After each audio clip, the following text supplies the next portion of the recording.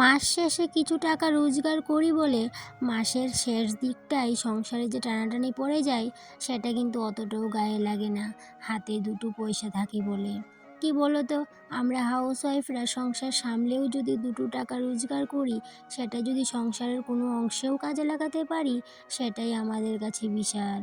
তো যাই হোক, সবটাই তোমাদের সাথে শেয়ার করব আজকে। তার আগে নিজের পরিচয়টা দিয়ে নিই। আমি রূপা, ত্রিপুরার আমবাসার ছোট্ট একটা গ্রাম থেকে অতি সাধারণ ঘরের অতি সাধারণ একজন গ্রাম্য গৃহবধূ। আর এদিকটাই দেখো, তোমাদের সাথে গল্প করতে করতে অনেক কাজও কিন্তু আমার কমপ্লিট হয়ে গেছে। কি বলো তো, সকালবেলা ঘুম থেকে উঠেই সমস্ত কাজ কিন্তু ঝটপট করে করে নিতে হয়। ওই দুটো টাকা রোজগার করলে একটু সময় তো দিতেই লাগবে, তাই জন্য। আর এই 100 টাকায় রোজগার করো আর 200 টাকায় রোজগার করো, একটু তো সময় দিতেই লাগবে। সেই জন্য কী করতে হয় বলো তো, ওই সময় মতো ঘরের কাজকর্ম কিন্তু সামলে তারপরে ওই যে বাইরে কাজ করা বলো আর ঘরে থেকেই কাজ করা বলো, একটু সময় দিতে লাগে। সেই জন্য কিন্তু ঘরের কাজকর্ম বাদ দিয়ে তো করা চলবে না। ওই জন্য ঘরের কাজ সামলে তারপর কিন্তু করতে হয়। আর সেই দিকটাই চিন্তা করে ঘরের সমস্ত কাজ করে তারপরে কিন্তু ওই যে নিজের কাজে লেগে পড়ি। যেহেতু কিছু টাকা রোজগার করি, সেহেতু কিন্তু ওই যে ঘরের কাজকর্মগুলা চটজলদি করে করে নিতে হয়। তাই জন্য খুব সকালেও কিন্তু ঘুম থেকে উঠতে লাগে। তো আমি কিন্তু সেটাও কিন্তু লক্ষ্য রাখি। ওই যে খুব সকালে ঘুম থেকে উঠি, তারপর চটপট করে সমস্ত কাজ সেরে তারপরে কিন্তু নিজের কাজে লেগে পড়ি। আর এই দিকটাই দেখো, সকালবেলা উঠান বাড়ি ঝাড় দিয়ে কাপড় চোপড়ও ধুয়ে নিয়েছি। তো চাটাও খাওয়া হয়ে গেল। সেই পর্যায়ে চা খাওয়াটা আর তোমাদের সাথে শেয়ার করতে পারিনি।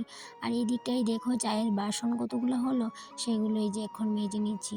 এই যে টুকিটাকি কাজকর্মগুলোও কিন্তু অনেকটা সময় নষ্ট হয়ে যায়। আর এই দিকটাই দেখো, এই কাজগুলো তো বাদ দিলেও চলবে না বলো। এই দিকটায় যদি আমি বাসনগুলো না ধুই, এই যে জমে দুপুরে যে রান্না বান্না করবো সেগুলো জমে অনেক বাসন একসাথে হয়ে যাবে। তাই জন্য এই যে যখন তখনের বাসন যখন তখনই মেজে ফেলা ভালো। আর সেই পর্যায়ে কিন্তু আমার টিউশনও ছিল একটা, সেটাও কিন্তু সেরে নিয়েছি। সেটাও কিন্তু তোমাদের সাথে শেয়ার করতে পারিনি। মধ্যবিত্ত ফ্যামিলি হওয়ার কত বড় সমস্যা দেখো, মাসের শেষে এত টানাটানি পড়ে যায় সংসারে, কি বলবো তোমাদের। তখন কি হয় বলো তো, হাজব্যান্ডের হাত একদমই খালি হয়ে যায়। আর এই দিকটাই যখন দুটো টাকা রোজগার করি, তখন যদি এই সংসারে টানাটানির সময়ে যদি একটু সাহায্য করতে পারি হাজব্যান্ডের, তখন কিন্তু অনেকটাই ভালো লাগে।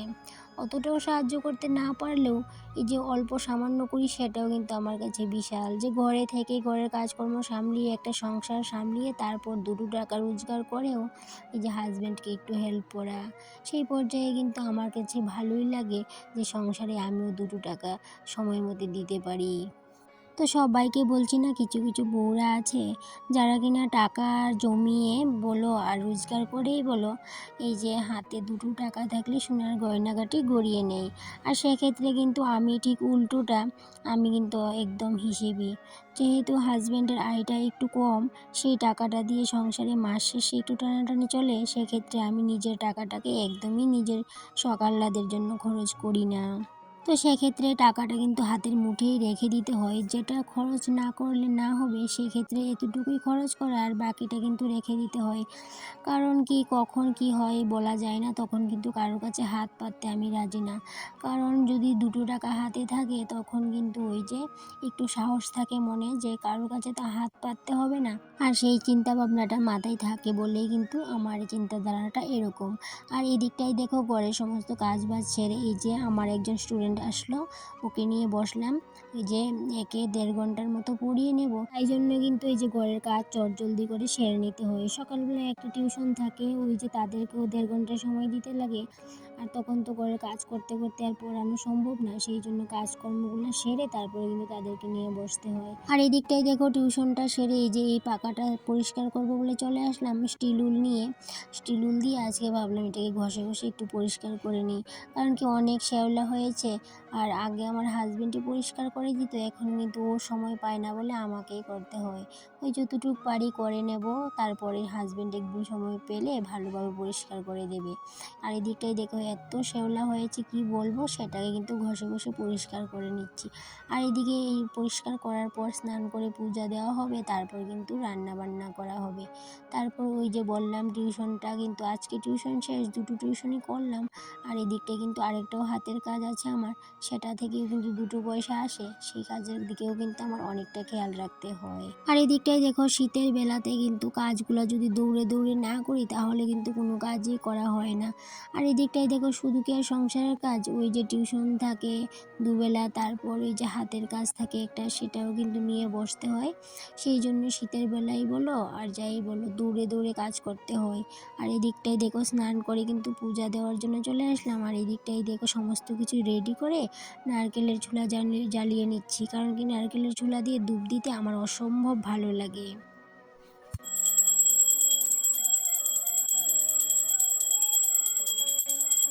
তো এই যে ধূপ জ্বালিয়ে পূজা করা আমার এত ভালো লাগে কি বলবো তোমাদের। যেদিনই ধূপ জ্বালিয়ে পূজাটা না করতে পারি সেদিন কি মনে হয় যে পূজাটাও কিন্তু অসম্পূর্ণ রয়ে গেছে। সেই জন্য কিন্তু ধূপ যদি ঠাকুর করে শেষ হয়ে যায় আমার কিন্তু মাথার মধ্যে যেমন বজ্রাঘাত পড়ে। তো চটজলদি করে আমি আবার ধূপটা আনিয়ে নেই। আর এদিকে দেখো সমস্ত কাজ বাজ সেরে কিন্তু রান্নাবান্নাও কমপ্লিট হলো, খাওয়া দাওয়া হলো, সমস্ত কিছু সেরে বিকেলবেলায় আমি আমার আরেকটা কাজ নিয়ে বসে পড়লাম। তোমরা তো জানো অনেকে যে আমি সেলাই কাজও করি, সেক্ষেত্রে এই যে সবসময় কিন্তু তোমাদের সাথে সেটা শেয়ার করা হয়ে ওঠে না। আর এই দিকটাই দেখো অনেক কাজ কিন্তু জমে গেছে, বেশ কিছুদিন হলো আমি মেশিনটা নিয়ে বসতে পারি না। এই যে কাজের জন্য আর বসতে পারি না। আর এখানটায় দেখো এত কাজ জমে গেছে, তাই জন্য ভাবছি আজকে থেকে কিছু কিছু কাজ করা শুরু করে দেব। তোমাদের সাথে সব কাজ আর শেয়ার করা হয়ে ওঠেনি, এই যে এখানে কিন্তু একজন কাস্টমারের কাজ আছে। আর সেক্ষেত্রে সন্ধ্যাবেলায় যাব বাবার বাড়ি, সেই জন্য সমস্ত কাজ আজকে আর করা হবে না, শুধুমাত্র আঁচলগুলাকে কাটবো আর আঁচলগুলাকে সেলাই করে নেব।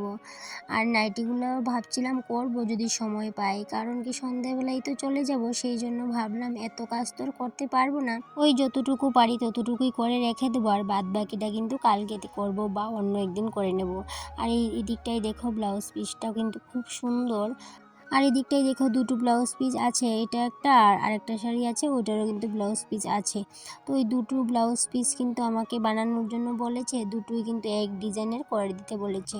তো যাই হোক ব্লাউজ পিসগুলো আরেকদিন করব ব্লাউজগুলা, আর আজকে শুধুমাত্র আঁচলগুলা সেলাই করব সন্ধ্যার পরে, আর নাইটিগুলাকে পারলে করব আর না হলে কালকে করে নেব।